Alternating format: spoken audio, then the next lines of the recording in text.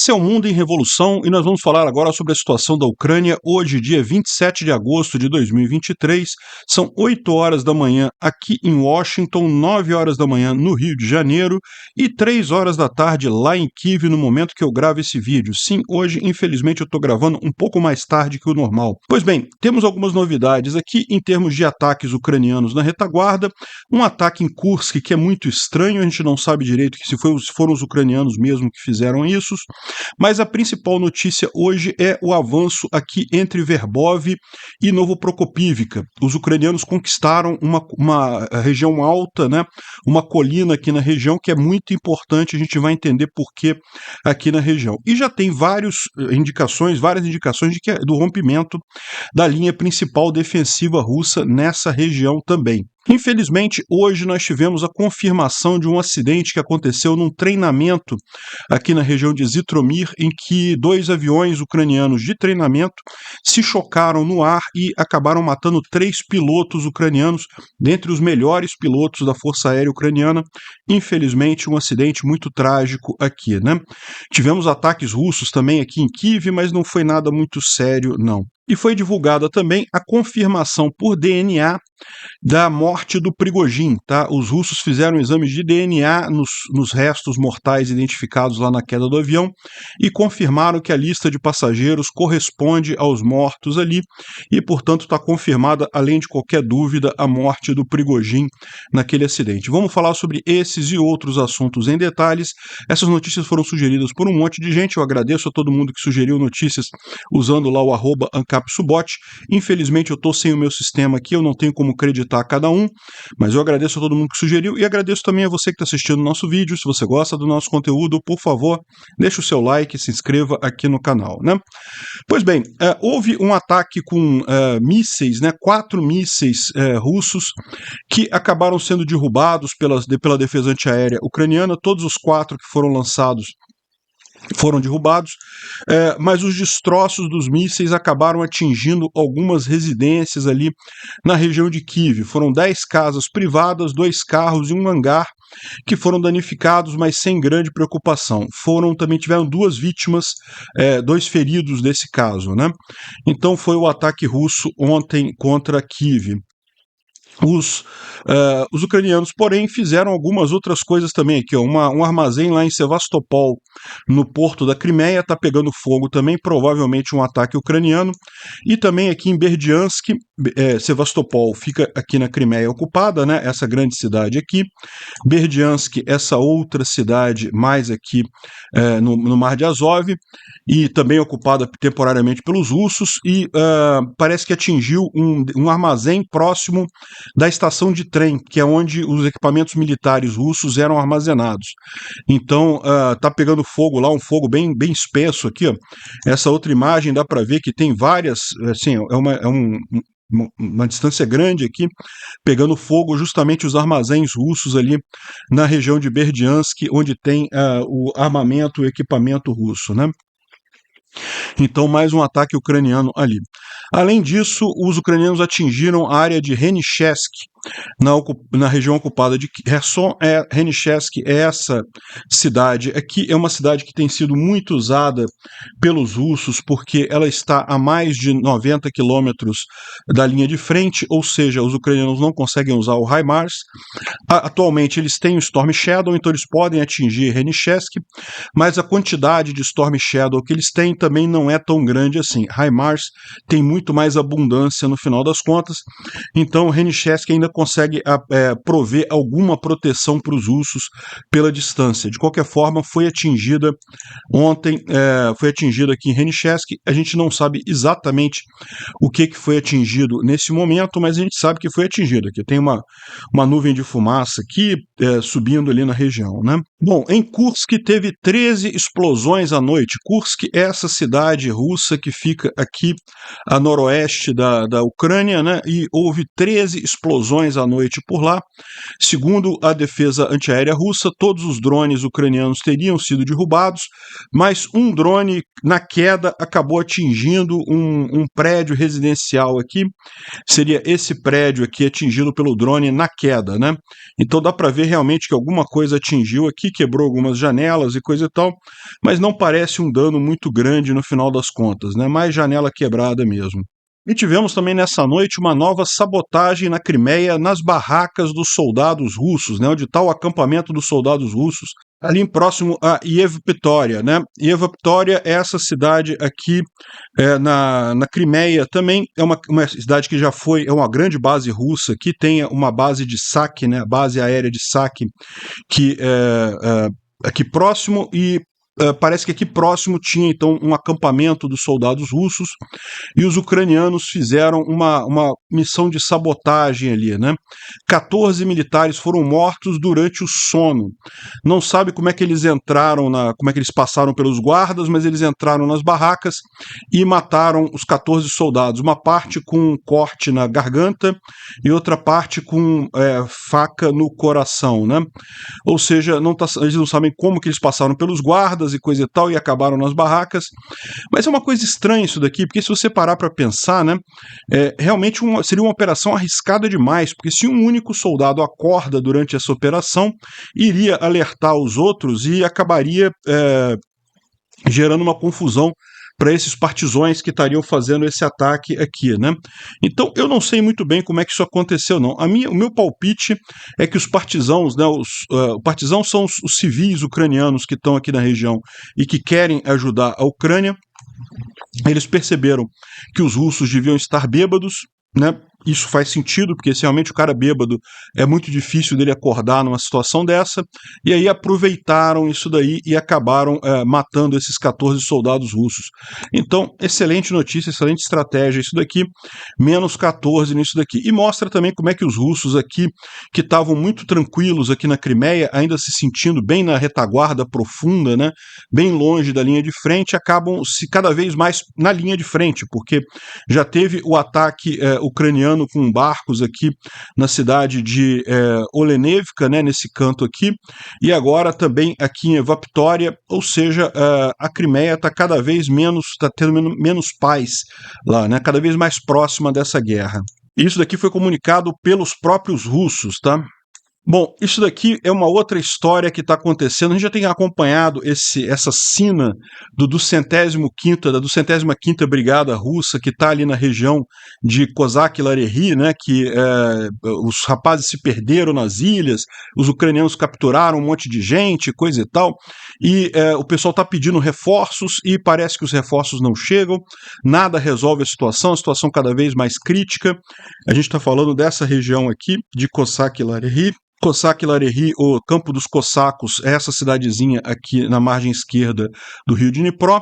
Como vocês sabem, nessa região aqui, a margem direita ou margem norte é dos ucranianos, a margem sul ou margem esquerda é dos russos, mas os ucranianos estão cada vez mais à vontade de estabelecer cabeças de ponte aqui na margem esquerda, né, de conquistar posições aqui na margem esquerda, justamente porque os russos foram obrigados a mandar boa parte das tropas que estavam aqui para reforçar o fronte aqui em Zaporizhia para tentar conter o avanço ucraniano aqui na região de Tokmak, né?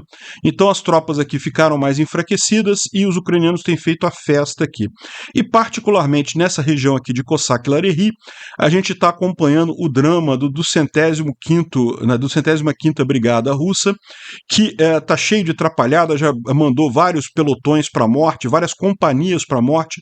Segundo eles estão dizendo ali, o tempo médio de vida de uma companhia, gente, são 100 soldados, é muita gente. O tempo médio de uma companhia é 2 dias na região, né? Um absurdo completo. E aí, o que aconteceu, né? Tava tendo muita reclamação ali. Aí os comandantes da brigada decidiram fazer uma foto para dizer que tá tudo normal, que não tem nada disso, que tá tudo certo, que eles não estão perdendo gente, para acabar com os rumores, né? Só que a coisa é tão claramente falsa que até os próprios russos estão sacaneando essa foto aqui. Comandante da brigada colocou, né? Ele mostra que o comandante da brigada, supostamente na linha de frente aqui, no meio de uma trincheira aqui com proteção de madeira, e coisa e tal, dizendo que está tudo bem. Só que o cara fala que isso aqui claramente é falso. Olha só, a rede de televisão do Solovyov, que é aquela rede principal lá da Rússia, está apoiando agora a liderança do 105ª Brigada. Eles estão colocando esse vídeo. Nesse vídeo, um homem com o call sign, né, com o nome de guerra Tashkent, que foi descoberto por fontes internas, grava um vídeo lá das ilhas, lá em Kherson, condenando as reclamações contra a liderança. No vídeo, a gente pode ver claramente rapazes que estão filmando um vídeo em pé numa trincheira. Mas a trincheira é feita de madeira, sem nenhuma amarração e sem nenhum disfarce. Ou seja, é apenas uma marquise, quase que como se fosse uma coisa para fazer churrasco. A partir de um drone, uma trincheira como essa pode ser descoberta 1 quilômetro de distância. Não precisa nem chegar perto. E está num lugar aberto. Não está onde ficam as florestas ou os arbustos, né? Bem no meio de uma campina. Por que fazer uma trincheira no meio de uma campina, né? Para fazer isso para ser mais fácil do inimigo ver? Ou porque está no meio de um campo de treinamento? Onde é que está o disfarce, né? Ou seja, o que eles estão dizendo aqui é que, na verdade, esse vídeo foi gravado no meio de um campo de treinamento. É a única explicação. O pessoal está dizendo que está lá na ilha, na linha de frente, lá, né, para brigar com os ucranianos e coisa e tal, mas, na verdade, a liderança do 105ª Brigada está num campo de treinamento gravando esse vídeo para fazer pura promoção, para tirar os rumores de que está tendo problema lá com propaganda pura, né? O cara matou a charada. É um campo de treinamento, né? Onde é que está o disfarce? Por que uma trincheira com vista circular, né? A trincheira só precisa ter vista para o lado do inimigo, não precisa ter para todos os lados, né? Para tornar mais fácil os fragmentos voarem dentro. E onde é que está a metralhadora? Enfim, o cara está apontando um monte de coisas aqui que mostram que essa trincheira aqui é num campo de treinamento, não é de verdade lá na frente. E o cara está gravando isso só para fazer propaganda, eles não estão de fato lá, o que mostra realmente que a situação está ainda pior do que se imaginava. Né? Porque se eles não conseguem chegar lá na frente e se veem obrigados a gravar um vídeo dizendo que está tudo bem, sem conseguir chegar lá na frente, realmente é um problema, né? Na linha de frente, tudo é escondido, tudo é disfarçado e, mais importante, coberto de uma forma que torne impossível chegarem as bombas ali, né? E aqui as janelas são quase na cidade de Moscou. Enfim, mas a parte mais engraçada é que o operador está ficando na frente da trincheira para gravar o vídeo, né? Ou seja, os bravos escoteiros, né, os bravos soldados de escolta estão escondidos na trincheira porque é um lugar perigoso na linha de frente, mas o operador ficou do lado de fora filmando tudo sem problema nenhum e coisa e tal. Isso certamente é uma piada, né? Ou seja, o que o cara está dizendo é que o problema do 105ª Brigada continua ali na região e o pessoal gravou um filminho de brincadeira aqui de promoção por relações públicas para tentar dizer que está tudo bem, né? A gente teve o comunicado oficial das Forças Armadas da Ucrânia dizendo que eles expandiram a área de contato com as primeiras posições da principal linha de defesa russa a uma distância de mais de 7 quilômetros e começaram a lutar para capturar essas linhas, né? Então, o que ele está querendo dizer aqui? Isso aqui é muito importante, é justamente aqui na região de Verbov.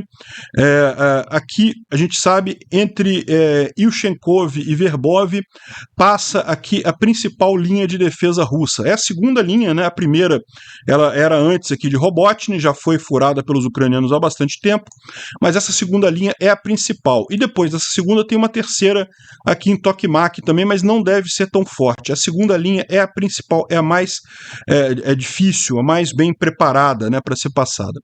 E os ucranianos eles estão avançando aqui justamente entre Novoprokopivka e Verbov, e nessa região aqui eles já abriram um trecho de 7 quilômetros em que eles estão em contato direto com essa linha principal do inimigo e estão tentando tomar essa linha principal russa, né?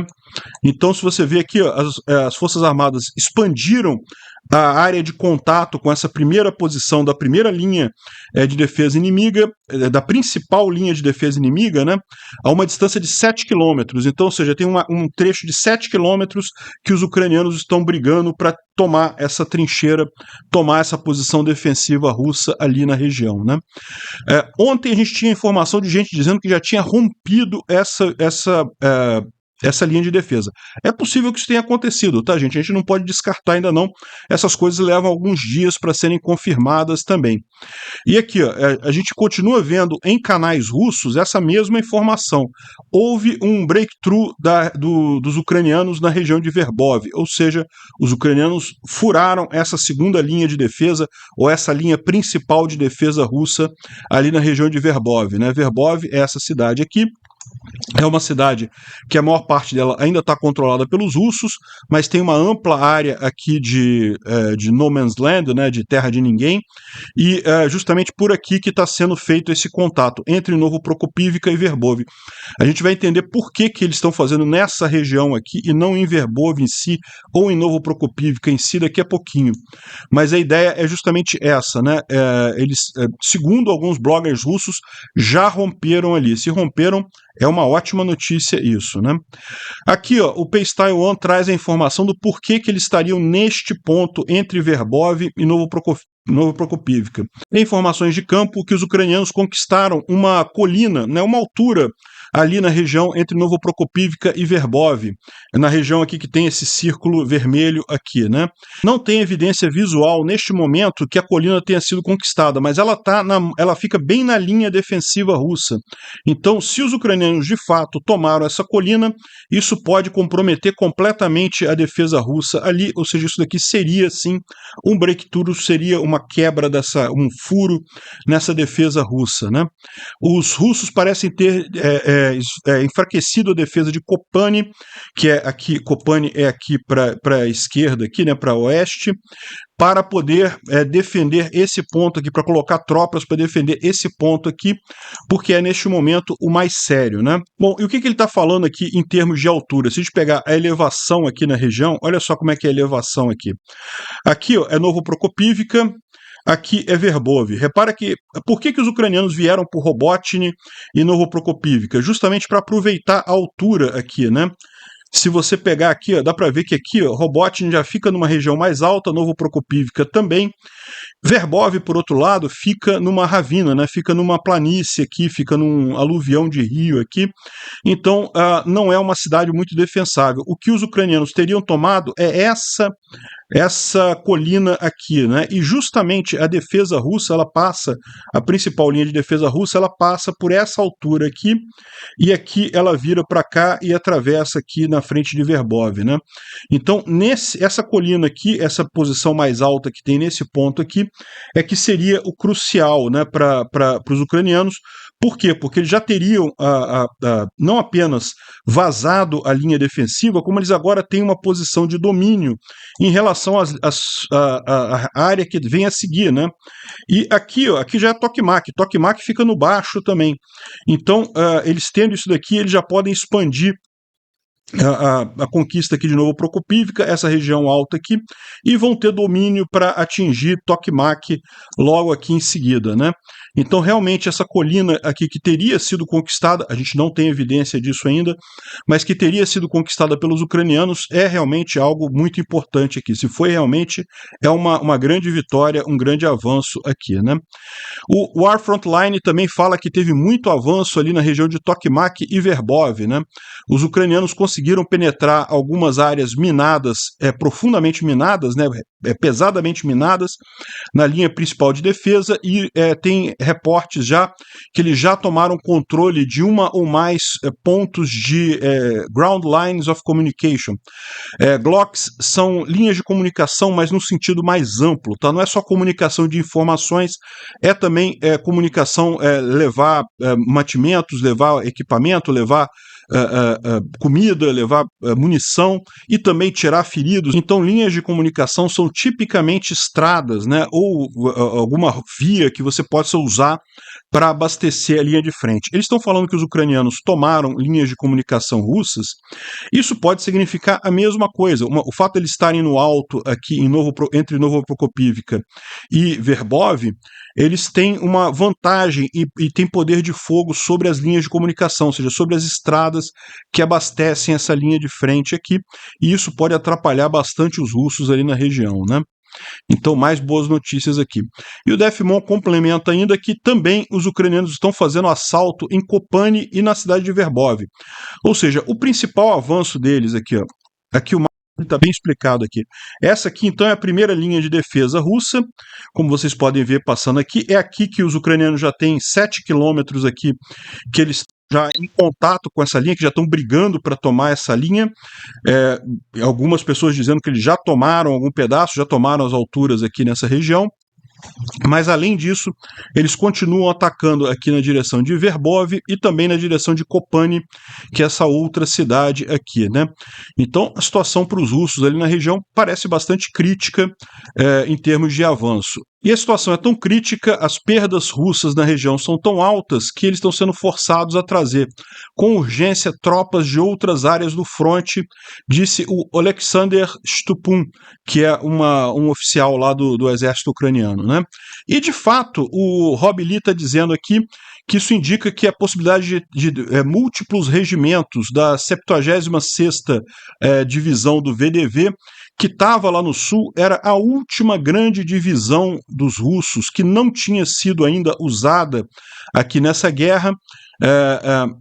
A 76ª, então, ela parece que agora foi colocada nessa guerra justamente ali na região de Zaporísia, né? Então tá aqui, ó, algumas pessoas capturadas já, alguns soldados capturados já.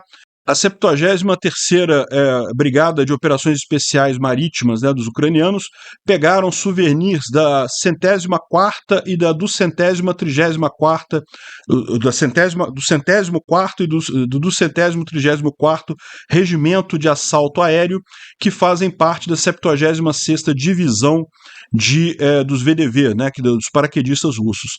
São tropas de elite russas e eram as últimas tropas que os russos ainda não tinham colocado para frente de batalha. Então isso tem uma boa notícia e uma má notícia.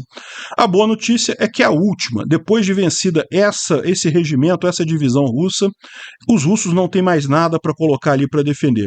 A má notícia é que são tropas de elite, são tropas muito boas e tropas que estão descansadas. Vão entrar na batalha agora, certamente vão oferecer resistência aos ucranianos na região, né?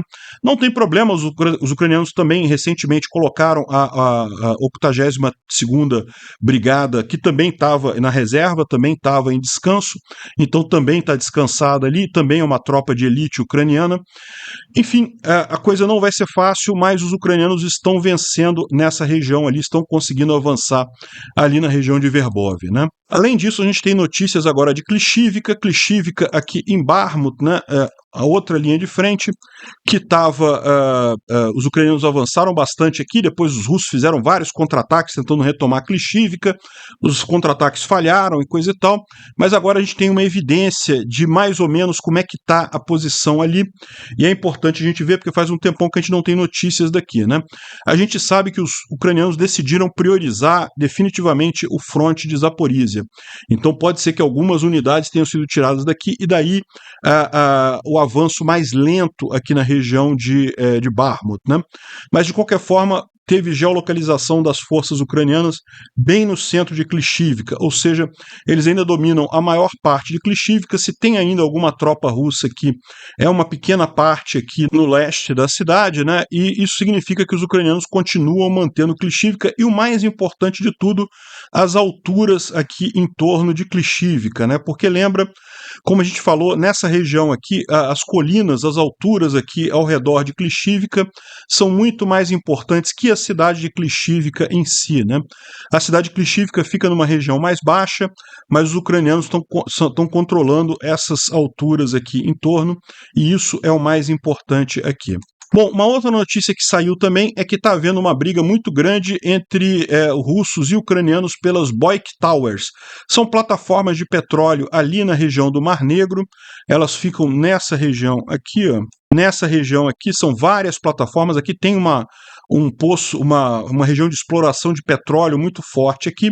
Evidentemente, isso está parado devido à guerra, ninguém explora nada, mas as plataformas estão lá e os ucranianos começaram a usar várias dessas plataformas como bases avançadas para fazer ataques na Crimeia, né?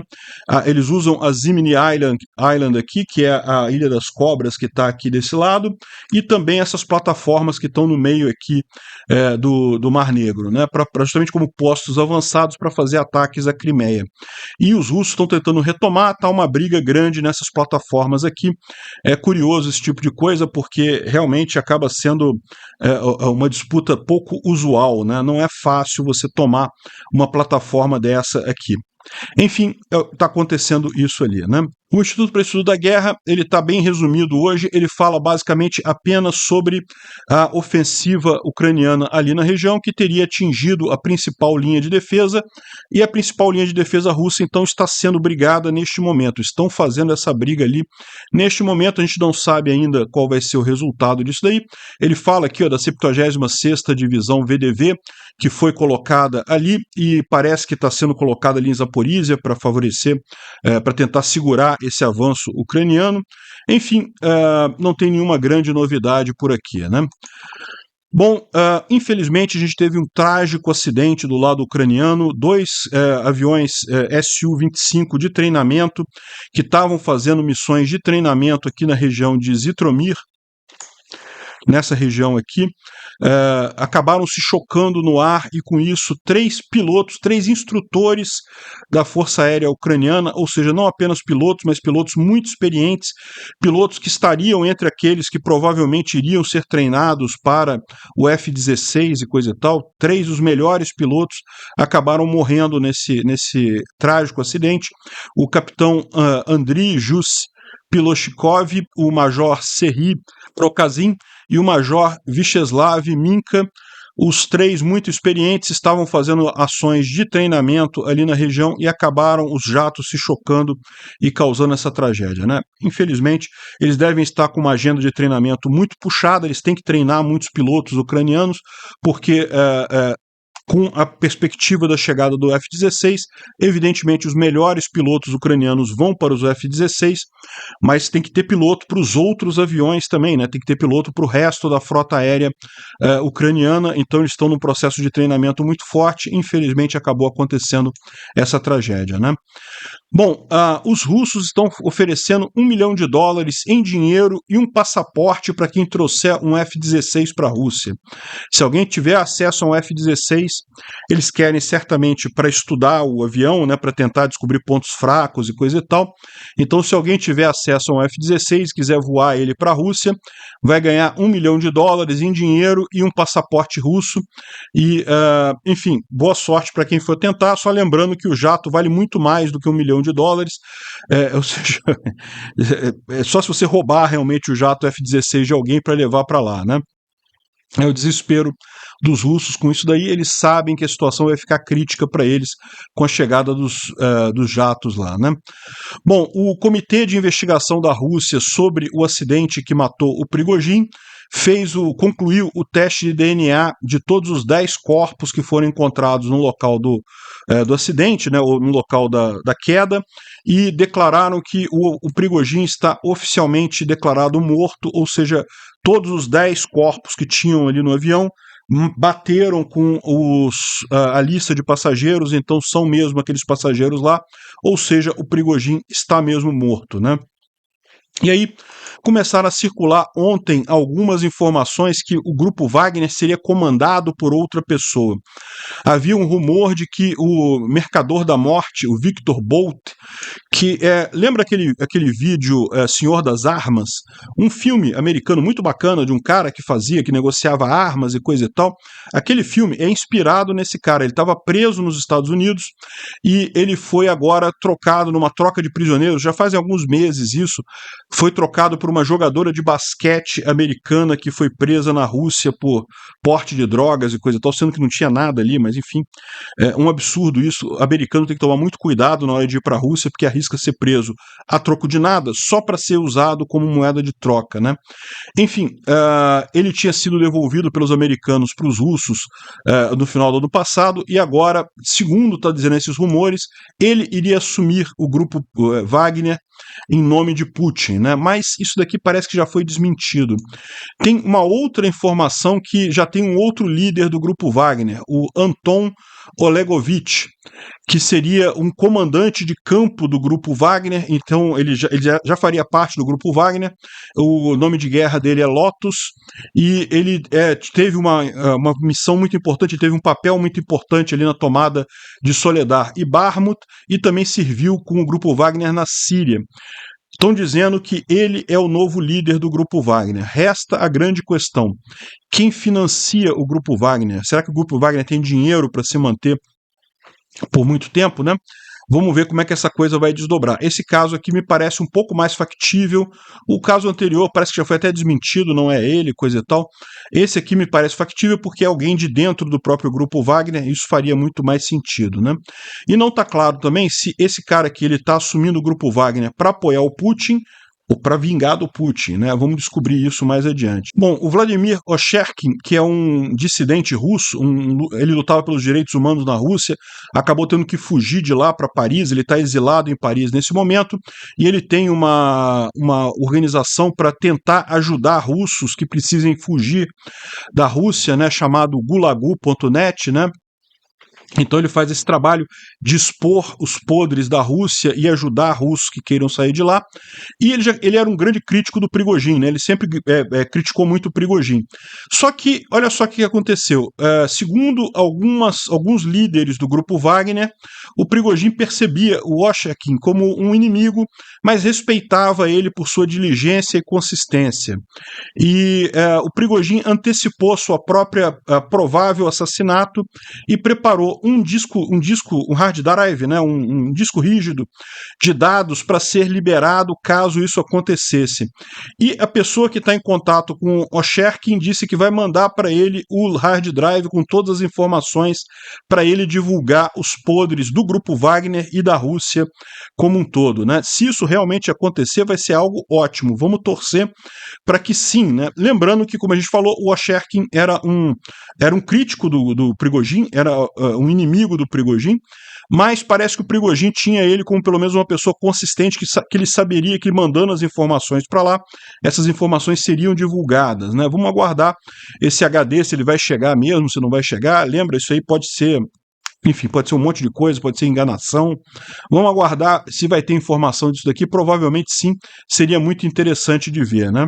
O Papa, recentemente falando para crianças russas, disse que eles não deveriam abrir mão do legado de Pedro I e Catarina II, dizendo que a Rússia é grande, coisa e tal. E, cara, isso é um absurdo. Eu não sei nem se isso é verdade. O pessoal está colocando isso daqui, mas me parece um absurdo o Papa falar esse tipo de coisa. Como assim legado de Peter I e Catarina II? Esses caras foram imperialistas. Eles conquistaram um monte de terras para a Rússia que não necessariamente as pessoas queriam fazer parte da Rússia, né? Enfim, mas eu não duvido não, porque o Papa está tão Roussetti que realmente faria sentido isso. Outra Roussetti enorme é o Viktor Orbán, o presidente da Hungria, né? Que falou aqui que essa estratégia não vai trazer a vitória. Eu peço que por um cessar-fogo imediato para os ucranianos não sofrerem com o suporte do ocidental. Caramba, que história maluca é essa? Os ucranianos, o cara quer um cessar-fogo para os ucranianos não sofrerem. Não, os ucranianos estão sofrendo com os russos atacando eles, né? E o que eles estão fazendo agora é atacar os russos para acabar com isso. Não é o Ocidente está ajudando os ucranianos, né? Essa distorção desse pessoal só mostra o desespero dos russos nessa guerra, né? O Putin está realmente precisando a qualquer custo de um cessar-fogo, porque a linha de frente dele lá, a linha defensiva dele está desabando. Ele sabe disso e por isso está acionando seus peões aí no mundo todo para falar a favor da Rússia, né? Um outro caso curioso é a Heritage Foundation, né, uma fundação libertária lá nos Estados Unidos, muito conhecida e que mudou de lado nessa guerra, né? Eles, desde o início da guerra, eles sempre tiveram uma posição muito pró-Ucrânia, muito a favor da Ucrânia, como é óbvio, né? Todo mundo tem que ter, não tem alternativa, né? Um país foi invadido pelo outro, você vai ficar o quê? Do lado do invasor? Não tem lógica isso, né? Então, a Heritage Foundation, ela adotou a posição correta até outubro de 2022. Então, ela sempre teve uma posição pró-Ucrânia muito forte, coisa e tal. Aqui tem alguns artigos lá do site deles e coisa e tal, mas depois parou, ficou quieto, não falou mais sobre o assunto. E em março de 2023, eles fecharam um acordo com o Instituto Danúbio, que é de propriedade do governo húngaro, ou seja, de propriedade do Orbán, né? Não é de propriedade, o Orbán é o presidente da Hungria, então ele manda nesse instituto, né?